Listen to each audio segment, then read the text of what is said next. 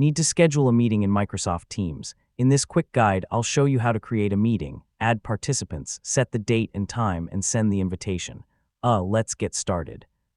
First, open Microsoft Teams and go to Calendar. From here, you can view your schedule and create new meetings. Look for the new event or new meeting button, depending on your version of Teams.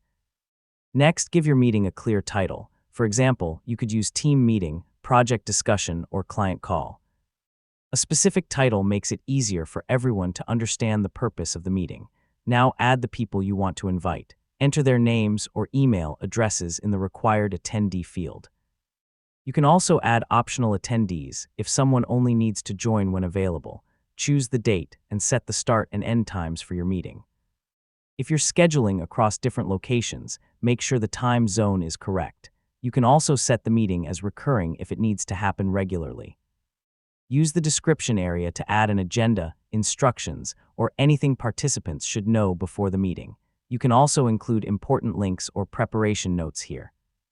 Keeping these details in the invitation can save time later.